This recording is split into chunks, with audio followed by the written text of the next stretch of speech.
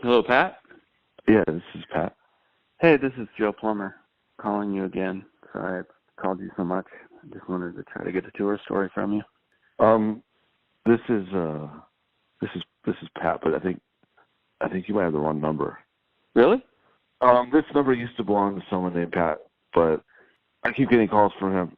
I've been told I sound like the Pat that had this number, but yeah, I don't know what to tell you. I got this phone number a couple months ago. Well, you do sound like him. Are you just fucking with me? I'm telling you the truth. I keep getting calls for Pat from someone named Joe.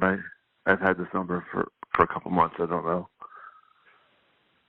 All right. I don't know what to tell you. I don't know anything about the guy. Yeah. Hello?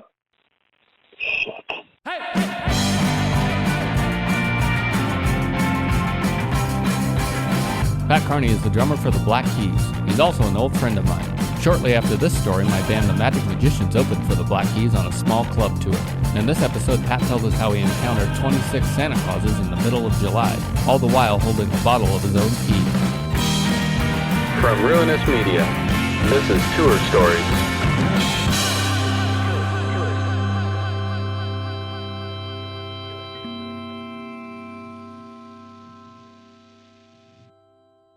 Hey, this is Patrick Carney from the Black Keys, and I'm going to tell you a tour story. So this story is just one of many, but it's the one that comes to mind because it was just so surreal. So in 2002, Dan and I released our first record, The Big Come Up, and that came out in mid-May, and we had no booking agent, and the only way we could really play shows was by calling up local clubs and asking to get on the bill and so forth. And at one point, I guess it was in early June, our label we were on called Alive Records out of Burbank, California. They contacted us, and the owner, Patrick Boisel, said that it would be highly beneficial for us to go on tour, which we wanted to do.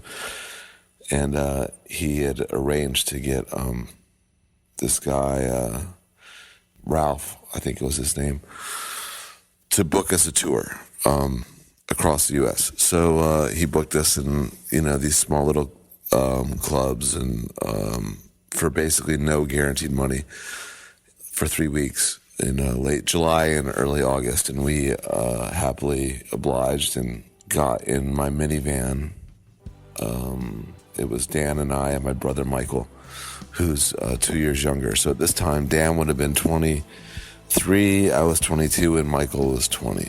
And we get in the van and we drive from Akron to Chicago, and then I think Chicago to Denver, and then we have a long drive from Denver to Vancouver, and we end up in Vancouver, and we've only played like 3 shows, and we've been on the road for like 5 days, and we're already like in the hole money-wise, because the label didn't give us any money to tour, so it was just on the cash that we had, and our parents didn't help us out, so we were wondering if we could make it back, I guess, all the way around the country.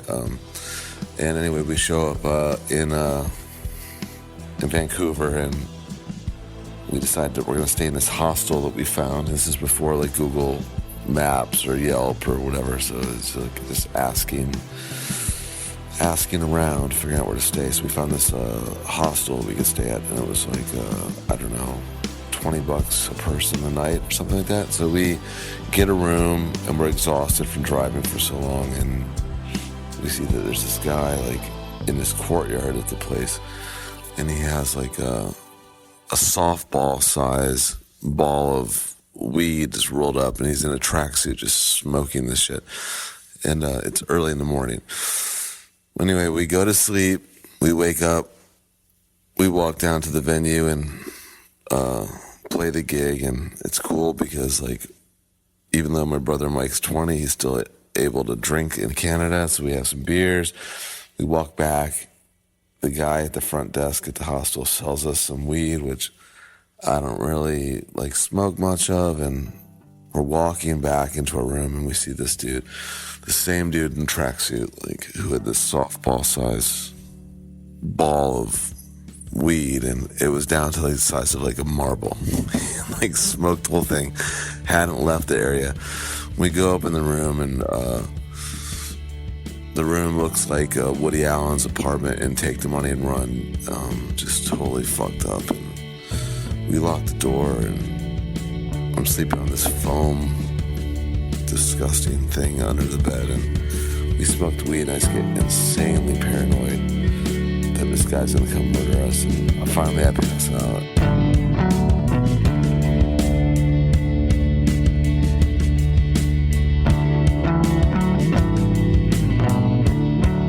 The next day we get back in the minivan, we drive down to Seattle, and we open up the Seattle Weekly when we get to the venue, and Seattle Weekly had like written a preview of the show, which was the first one we'd ever gotten, and we go and play, and a lot of people show up, and we end up making like $540, which was like the exact amount of money we needed to like pay gas and stuff that we figured to get all the way back to Akron from the tour, bare minimum type thing. And so I'm parked out of Chop Suey.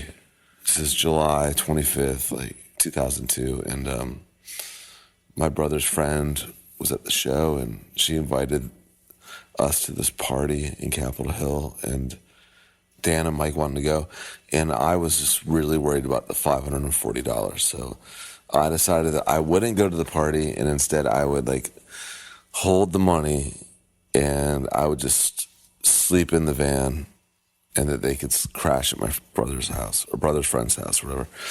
So anyway, Dan and Mike go off to this party, and I get in the van, and it's like midnight at this point, not that late really, and I'm in the van, and I'm exhausted, and fall asleep, and I wake up to the sound like a couple hours later. It's like all this talking, and I have to pee so bad, and I'm just not sure what to do, because I don't want to like get out of this van that like has just been parked there with no one getting in or out for hours. That I felt like it was embarrassing to do that for some reason. And I was still half asleep, so I peed in this Gatorade bottle that was in the van, and like I had to pee a lot more than I thought, and it started like kind of overflowing, so I could stop peeing. And so I have like my dick in my hand, and I have like the Gatorade bottle in the other hand. I open the door to the van with my pants around my knees to dump it, and I'm like fully exposed, and there's like 20, 30 guys in Santa Claus outfits just staring at me as I dump this pee. And I'm so fucking freaked out. I have no fucking idea what's going on.